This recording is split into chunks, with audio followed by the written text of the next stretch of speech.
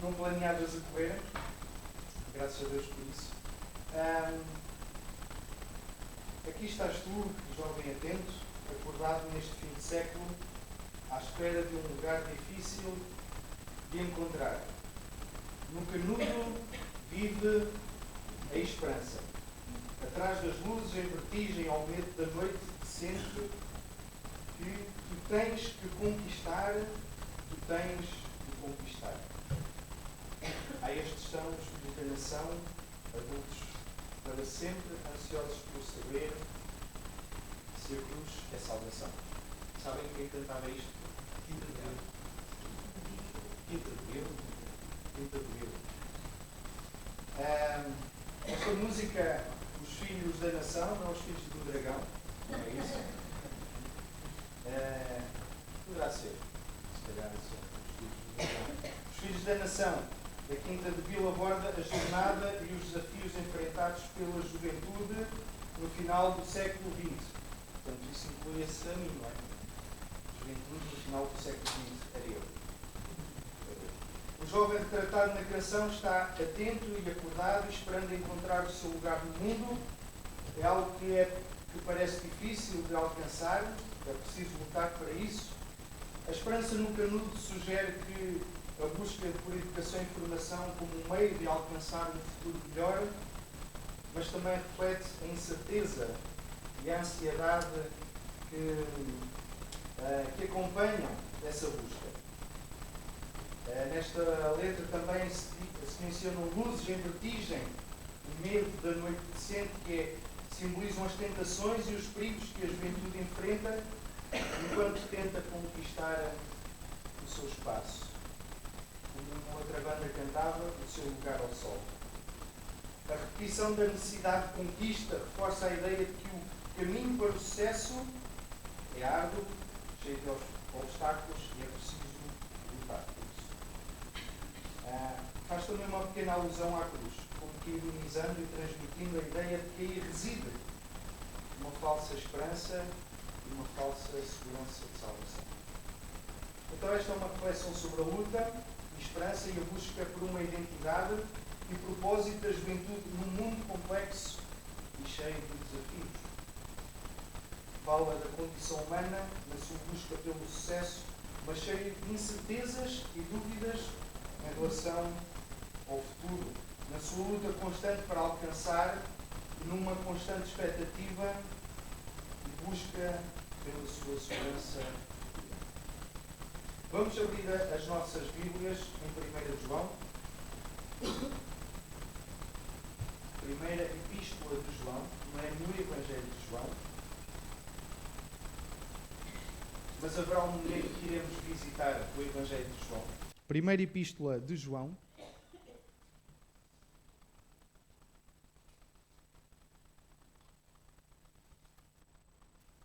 E vamos ler a partir do capítulo 2 e o versículo 28. Diz assim: Filhinhos, agora, pois, permanecei nele para que, quando ele se manifestar, tenhamos confiança e dele não nos afastemos envergonhados na sua vinda. Se sabeis que ele é justo, reconhecei também que todo aquele que pratica a justiça é nascido dele. Vede que grande amor nos tem concedido o Pai, a ponto de sermos chamados filhos de Deus. E de facto somos filhos de Deus. Por essa razão o mundo não nos conhece, porquanto não o conheceu a ele mesmo. Amados, agora somos filhos de Deus, e ainda se manifestou o que haveremos de ser. Sabemos que, quando ele se manifestar, seremos semelhante a ele, porque haveremos de vê-lo como ele é. E assim mesmo se purifica todo o que nele tem esta esperança, assim como ele é puro. Todo aquele que pratica o pecado também transgride a lei, porque o pecado é a transgressão da lei. Sabeis também que ele se manifestou para tirar os pecados, e nele não existe pecado. Todo aquele que permanece nele não vive pecando. Todo aquele que vive pecando, não o viu nem o conheceu. Filhinhos, não vos deixeis enganar por ninguém. Aquele que pratica a justiça é justo, assim como ele é justo.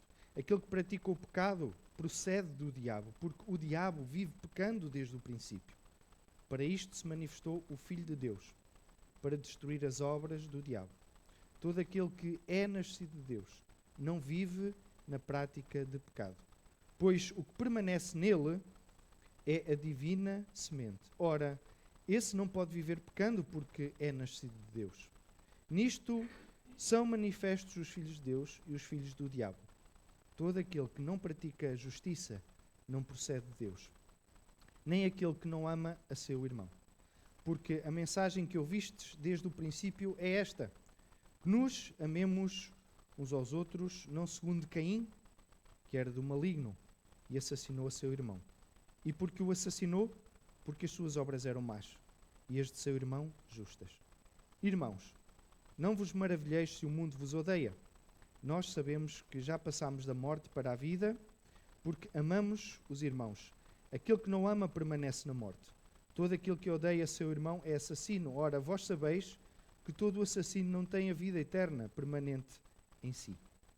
Nisto conhecemos o amor, que Cristo deu a sua vida por nós e devemos dar a nossa vida pelos irmãos. Ora, aquele que possuir recursos deste mundo e vir a seu irmão padecer necessidade e fechar-lhe o seu coração, como pode permanecer nele o amor de Deus? Filhinhos, não amemos de palavra nem de língua, mas de facto e de verdade. E nisto conheceremos que somos da verdade, bem como perante ele tranquilizaremos o nosso coração. Pois se o nosso coração nos acusar, certamente Deus é maior do que o nosso coração e conhece todas as coisas. Amados, se o coração não vos acusar, temos confiança diante de Deus, e aquilo que pedimos dele recebemos, porque guardamos os seus mandamentos e fazemos diante dele o que lhe é agradável. Ora, o seu mandamento é este: que creiamos no nome do seu Filho Jesus Cristo e nos amemos uns aos outros segundo o mandamento que nos ordenou.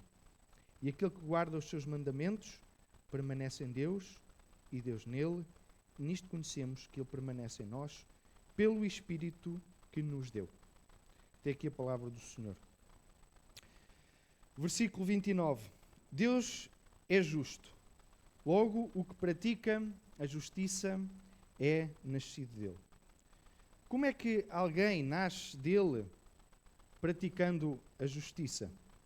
E o que é isto de praticar a justiça? Eu já dei aqui este exemplo há uns tempos atrás, mas lembram-se do que é que aconteceu em 2016, não é verdade? O Salvador Sobral ganhou o Festival da Canção. Mas houve ainda algo mais relevante do que isso, que foi o quê? Campeão. E é que é o que seremos daqui a um mês, não é? Um mês e pouco vai acontecer novamente. Vamos ter novamente um caneco para comer a salada de fruta.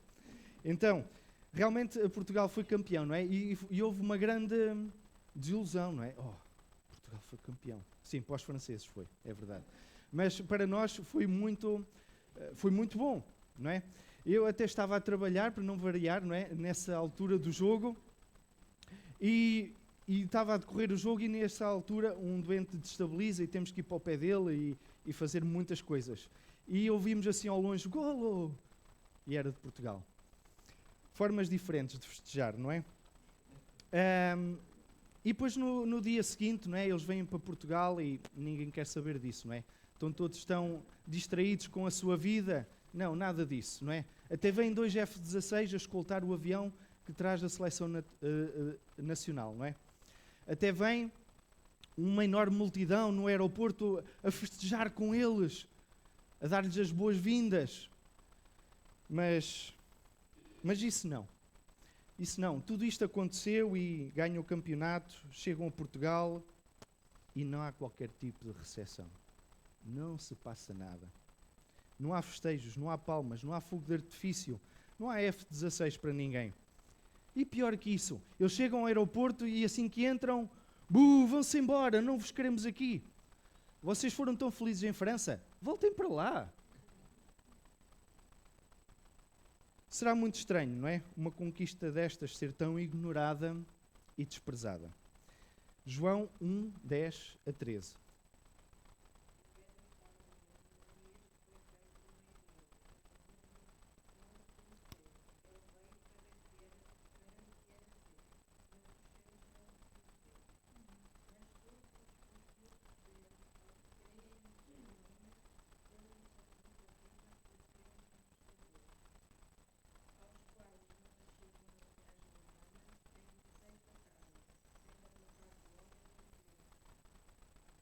Deu-lhes o poder, na tua versão é prerrogativa, não é? Mas noutras versões, na minha versão diz, deu-lhes o poder de serem feitos filhos de Deus. Este versículo é certamente um dos mais tristes da Bíblia, não é? Veio para o que era seu e os seus não o receberam. Os seus não o quiseram. Que triste, não é? Veio para aquilo que era seu. Contudo, os dois versículos seguintes, eles estão repletos de esperança e de encorajamento, que é, mas a todos quantos o receberam, deu-lhes o poder de serem feitos filhos de Deus, aos que creem no seu nome. Graças ao facto de Jesus se ter sujeitado ao desprezo, o que nele crê é considerado filho de Deus. Não por vontade ou planeamento ou por qualquer ação humana, mas por ação de Deus. Nós fomos empoderados pelo esvaziamento do Filho. Fomos justificados porque Jesus tomou o nosso lugar de juízo. E por isso todo o que nele crê é justificado e por isso considerado justo perante Deus. Praticarmos a justiça é, portanto, crendo, apropriarmos-nos da justiça a que Jesus se submeteu naquela cruz. Praticar a justiça é viver de acordo com os postulados do Evangelho de Jesus, o justo. Por isso, porque fomos feitos filhos de Deus, assumimos uma nova identidade pelo novo nascimento que o Espírito Santo operou em nós. Não é um nascimento de carne, mas é um nascimento do Espírito. Então, há motivos para celebrar. E este é o primeiro ponto da pregação, que é a identidade dos filhos de Deus. O segundo ponto será as lutas dos filhos de Deus e, por fim, a segurança dos filhos de Deus. Então, vede, temos motivos para celebrar. Vede que grande amor nos tem concedido o Pai, a ponto de sermos chamados filhos de Deus. Somos seus filhos por causa do seu grande amor. Não é por algo que nós tenhamos feito ou que tivéssemos merecido. Foi o amor de Deus que operou um tamanho milagre. Porque Deus amou o mundo de uma maneira tão intensa, tão forte, de tal maneira, que deu o que de melhor tinha, o seu Filho Jesus Cristo, para que todo aquele que nele cresce não morresse, mas tivesse vida e vida com abundância. Então, por isso, o que crê é feito filho de Deus. Por isso, não. Nem todos são filhos de Deus. Usa-se muito essa expressão. Todos são filhos de Deus. Não. Nem todos são. Todos são criaturas de Deus, sim. E alguns são feitos filhos de Deus. E quando o João usa a expressão deu-lhes o poder de serem feitos filhos de Deus, a que é que ele se está a referir? Parece que há aqui uma transformação em super-heróis, não é? Deu-lhes o poder. Fomos investidos de superpoderes. Mas para lutar contra o quê e para quê? Veremos um pouco mais à frente isso. De que forma é que o facto de seres filhos de Deus, de seres um filho de Deus, deve ser encorajador para ti? Quando tu tens essa consciencialização de que, efetivamente, és um filho de Deus, que impacto é que isso tem na tua vida? Por vezes, a forma como nós encaramos e lidamos com o que nos acontece, as dificuldades na vida, as coisas não planeadas, as circunstâncias que nós não estávamos à espera, a pressão para alcançar o sucesso que depois não acontece, a luta para conquistar o que sonhamos e que depois frustrantemente não surge, não ter as coisas da forma como nós queremos. Como é que nós reagimos a isso? Parece que reagimos como se fôssemos filhos de um Deus menor. Mas João exulta. Ele diz, vede que grande amor o Pai. O Pai, o Deus, o Criador do Universo e Senhor de todas as coisas, a assumir-se e acolher-nos como o Pai, adotando-nos como filhos, trazendo-nos das trevas para a sua luz, para a luz da sua presença. No entanto, ser participante dessa realidade traz exigências, como vemos nesta passagem. Primeiro, a identidade de filhos torna-nos desconhecidos e estranhos para os que recusam crer. Tal como lemos no versículo 10 do primeiro capítulo do Evangelho de João, diz: o Verbo estava no mundo, o mundo foi feito por intermédio dele, mas o mundo não o conheceu. O apóstolo acrescenta que o mundo não compreende essa realidade, assim como não compreendeu a realidade do próprio Filho de Deus. O mundo incrédulo, que é um pouco retratado na música a que eu me referi no início, vive separado de Deus e não pode entender a relação de amor que os filhos de Deus têm para com este Deus. O mundo descrente vive separado de Deus e jamais entenderá a importância do nosso relacionamento espiritual com Deus. E por isso é hostil e rejeita. Portanto, se recusaram a palavra de Deus encarnada e manifestada, se recusaram o Criador do universo, é esperado que considerem os filhos de Deus normais? Pessoas não estranhas? Certamente que não. Ao assumirmos a identidade de filhos de Deus, haverá alguma coisa de incompatível com quem não o conhece. O segundo aspecto definidor da nossa identidade é a nossa esperança de chegarmos a ser como Jesus.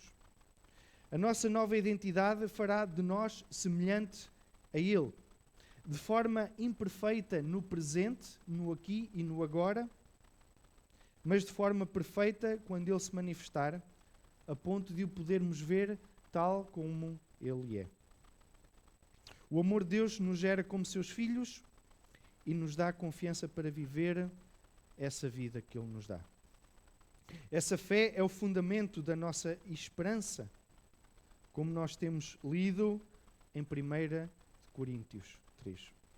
A prática da justiça é uma prova de que nascemos de Deus. Somos filhos de Deus pela sua pura graça, como fruto do seu amor e graças ao seu Filho. E essa identidade torna-nos também puros, porque Jesus, sendo puro, substituiu-nos, assumindo o lugar de injusto, e fez do que crê puro aos olhos deste Deus que é santo. Este é um facto do ponto de vista cerimonial que, para a salvação, só Jesus pode, pelo seu sangue, limpar-nos da corrupção e da culpa do pecado. Contudo, do ponto de vista moral, do ponto de vista da nossa conduta, da nossa vivência, nós temos um papel a desempenhar na purificação de nós mesmos, do poder e da influência do pecado na nossa vida. Nós devemos viver na esperança de nos tornarmos semelhantes a Jesus. E quanto mais Ele contempla essa verdade, nós, os crentes, quanto mais consciencializados estamos, então maior a motivação para nos purificarmos do pecado, para, em reconhecimento, honrarmos o nosso Senhor. O crente procura limpar-se, digamos assim, ou melhor, desembaraçar-se do pecado que o contamina, lutando constantemente pela santidade e reverência a Deus como forma de gratidão de Deus o ter feito seu Filho. Assim como Ele é puro, nos capítulos anteriores João escreve que se temos comunhão com Jesus, Ele nos purifica do pecado através do seu sangue. E se afirmamos ter comunhão com Ele, devemos andar assim como Ele andou. Então, dentro disso, João aponta para o referencial, que é Cristo. Então, o poder adquirido ao nos tornarmos filhos de Deus tem a ver com o poder para lutarmos contra o pecado, com a motivação de, em gratidão, querermos tornar-nos semelhantes a Cristo, honrando com a nossa vida por causa do grande amor e salvação que nos foi concedido por Ele. Entramos assim no segundo ponto, que são as lutas dos filhos de Deus, nomeadamente a luta contra o poder do pecado e a luta de obedecer em amor. Isto são grandes lutas que nós temos. Ser um filho de Deus de forma genuína, de forma sincera, implica uma mudança de atitude para com o pecado. O cristão deve mostrar e adotar uma posição antagónica para com o pecado. Porquê? Porque o pecado é anarquia. Quando nós vemos aqueles movimentos anárquicos que partem lojas e que andam a pintar paredes e que se rebelam contra as autoridades, que se insurgem contra a existência e o cumprimento da lei, são movimentos que, sabendo que o que é certo e é errado aos olhos da lei, deliberadamente se insurgem contra ela e a transgridem, causando rebeliões contra a ordem instituída. E por isso o pecado é rebelião contra Deus, contra a lei que Deus revelou ao homem. Deus não é Deus de caos ou de desordem, mas é um Deus de beleza criativa, dispondo os elementos de forma harmoniosa, dando coerência e integridade às leis da física e da matemática. Por isso, de forma natural, e é estudado nas ciências da biologia e da química, que tudo tende para o equilíbrio. O pecado, na sua natureza, no versículo 4, é a transgressão da lei. E a sua origem, como vemos no versículo 8, é diabólica. Então, a lei demonstra o quanto nós somos pecadores e, consequentemente, a nossa posição diante de Deus. E a lei revela a nossa insuficiência para agradar e para satisfazer este Deus, o Deus do universo. E por isso Jesus manifesta-se para que o pecado fosse tirado e o seu domínio e poder fosse derrotado. Jesus, na sua primeira vinda, manifesta-se para tirar o poder do pecado, no versículo 5, e destruir as obras do diabo, no versículo 8. Portanto, a conclusão é óbvia. Ninguém que permanece em Cristo pode continuar a pecar como se fosse uma banalidade, e ninguém que nasce de Deus faz do pecado um comportamento contínuo e habitual, como se fosse normal e habitual. É como tentar misturar água e azeite. Um filho de Deus não pode ter um estilo de vida de insubordinação a Deus. Um desejo contínuo e constante de fazer as coisas à sua maneira, colocando sistematicamente a sua vontade própria acima da vontade de Deus. Alguém que é nascido de Deus é visto como uma impossibilidade continuar a pecar deliberadamente e continuamente. E João nisto, ele é muito preto e branco, não é? Ele é muito preto no branco. Paulo, nos seus escritos, às vezes até parece dúbio em alguns temas que aborda. Mas João é muito friamente objetivo, mas de forma muito amorosa. Por isso ele usa tanto a expressão filhinhos. Oh, filhinhos. Preocupado, temendo pela conduta dos que recebem a sua carta, fala a verdade pura e dura, mas com toda a emoção e envolvimento paternal.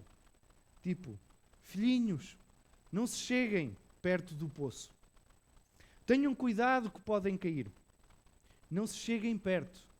Não vão por esse caminho.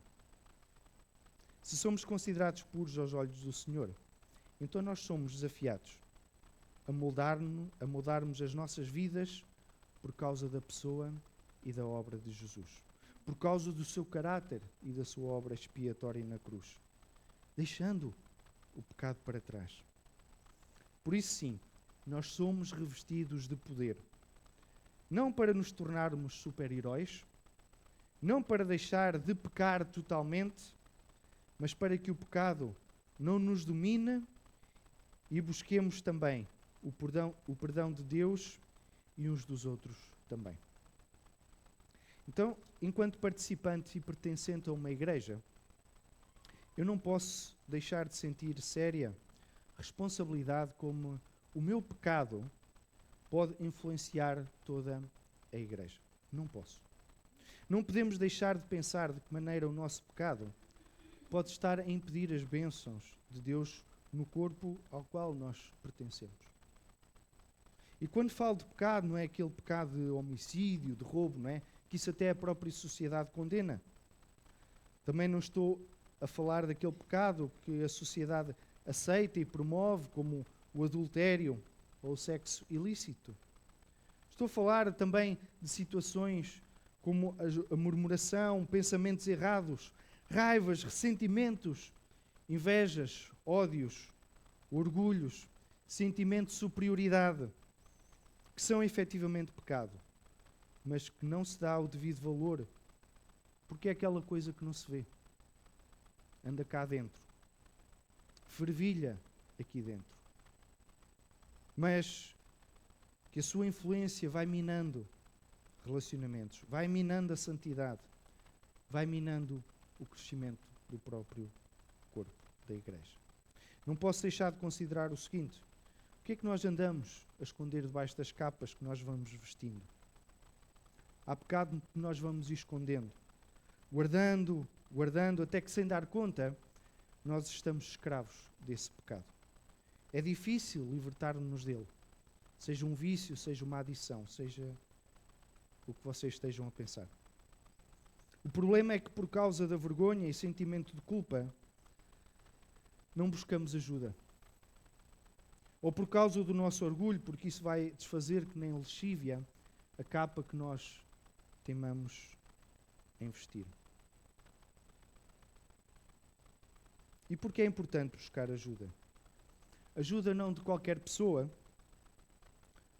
mas de alguém que seja maduro, que tu vejas como maduro, alguém experimentado e que sabe que aquilo que tu disseres vai ficar ali. Vai ficar ali.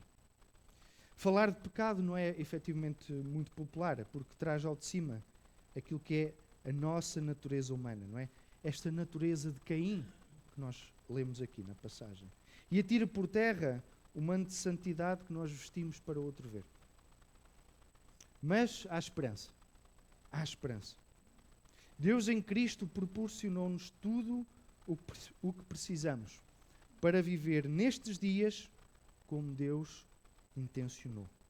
Porque Ele manifestou-se para tirar o pecado, para destruir as obras do diabo, ao sermos inundados pela sua maravilhosa graça, que submerge toda a influência de pecado, havendo arrependimento sincero. Nós recebemos esse poder. Paulo, debatendo-se com o seu espinho na carne, a resposta de Deus para ele foi que a sua graça lhe bastava. Mas isso dá-nos liberdade para continuarmos a pecar deliberadamente? Não.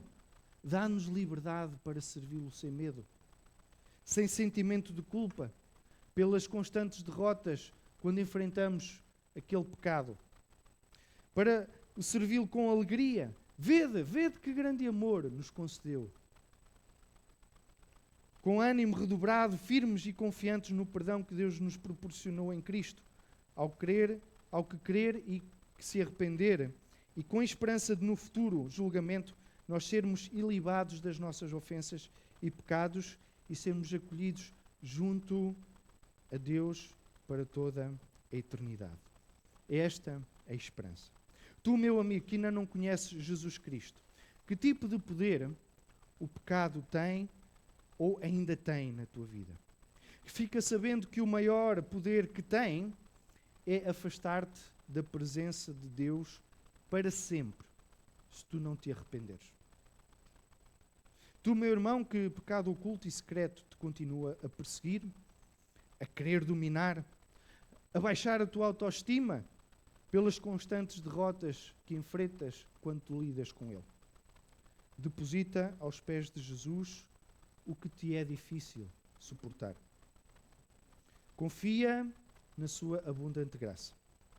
Ele proporciona tudo quanto precisamos para vencermos o pecado na nossa vida. É esse o poder que nos foi dado. Igreja, que pecado temos nós ocultado que impedem as bênçãos plenas de Deus no seu corpo? Temos de agir, seja ajudando quem sabemos que está nessas dificuldades, seja agindo connosco próprios. Não vamos ignorar. Não vamos continuar a varrer para debaixo do tapete, à espera que as coisas passem. Então há uma luta também, a obediência em amor. Há uma luta constante. Há alguns anos passava na televisão a publicidade ao Sonazol, não é? Que era com o teste do algodão. O novo Sonazol lava tudo. O algodão não engana. Era o teste final para ver se o chão estava mesmo limpo e se o detergente era mesmo eficaz ou se era só fachada. Não é isso. Tem que ficar bem limpinho. Nós somos desafiados a fazer um teste ao amor. Coerência entre o que se diz e faz, ou então ações que falam mais alto do que palavras. Isso é uma luta, porque a nossa velha natureza é uma natureza com tendência para relacionamentos quebrados, não é? Novamente, aqui Caim a entrar em ação. Por causa das nossas sensibilidades tão particulares, seja porque não gostamos de ser contrariados, porque não gostamos de ser corrigidos, seja por ver as nossas falhas apontadas, mesmo que positivamente, não é? Nós, os latinos, não veem um feedback como um desafio a melhorar, veem antes como um julgamento, ou então a ver o que é que este indivíduo tem a ver com a minha vida. Não é que humilhante, mesmo que seja para o meu bem ou para o bem comum. Já pensaste que se alguém te chama à razão pode ter uma clara intenção de te ajudar? De te ajudar a crescer? Então, sim, é uma luta, não é? É uma luta, o exercício do amor de uns para com os outros. E as justificações para nós nos amarmos é que são um mandamento. Nisto conhecerão que todos sois meus discípulos, se vos amardes uns aos outros. Então isto é uma bandeira evangelística. Ninguém quer juntar-se a um saco de gatos à bulha, não é? À zaragata, não é? Ninguém se quer juntar. O modelo para o exercício, para o cultivo e prática desse amor é, como está no versículo 16, o próprio Senhor. Nisto conhecemos o amor, que Cristo deu a sua vida por nós. E devemos dar a nossa vida pelos irmãos. Isto é uma enorme luta, a começar pelas redes sociais, por ver às vezes o que para lá vai. Então o modelo para o exercício é o próprio Senhor. É o próprio Senhor. O motivo pelo qual existem guerras, conflitos e contendas neste mundo é que o ódio reina no coração dos homens. Apliquemos a nós o teste. Amamos de facto e em verdade. As nossas obras testificam que realmente somos filhos de Deus. O amor que professamos se manifesta em atos de misericórdia para com os nossos semelhantes. E depois, por fim, a segurança dos filhos de Deus. João está a dizer que quando nos examinamos perante Deus, quando olhamos para a sua palavra e ouvimos o que ela diz e olhamos para os recantos secretos, para as coisas obscuras nas nossas vidas e vemos tantos pecados, nós podemos, no entanto, ver que Deus está a operar dentro de nós pelo poder que nos concedeu. Agora nós obedecemos quando não obedecíamos. Agora amamos onde antes era impossível nós amarmos. Pomos o nosso coração em repouso para podermos dizer: posso não ser o que eu devia ser, mas já não sou aquilo que era, pela graça de Jesus somente. E isso é uma marca de confiança diante de Deus. É uma marca de confiança diante de Deus. Vamos terminar orando. Perdoa-nos, Senhor, por ainda não refletirmos de forma intensa a Tua imagem através de nós. Trabalha em nós profundamente pelo Teu Espírito. Senhor, concede-nos que o mesmo Espírito que começou uma boa obra em nós a leve à perfeição e elimine os recantos escuros das coisas ocultas, das coisas imundas, das coisas egocêntricas e transforma-nos de tal modo que não só nós próprios olharmos para trás, mas também os outros que nos observam saibam do nosso crescimento em conformidade com Cristo. Sabemos, Senhor, que à medida que crescemos, nos apercebemos de novas coisas ocultas e obscuras que impedem a nossa progressão. Sabemos, Senhor Deus, que não seremos totalmente transformados até ao fim. Por isso, agradecemos-te que temos um advogado junto ao Pai, Jesus Cristo, o justo, que é a propiciação pelos nossos pecados, o nosso substituto. Senhor Deus, permite que possamos recorrer rapidamente a Ti uma e outra vez, as vezes que forem necessárias, até que Jesus volte e o vejamos tal como Ele é. Pedimos, Senhor, tudo isto para a Tua honra e para o bem do Teu povo. Amém.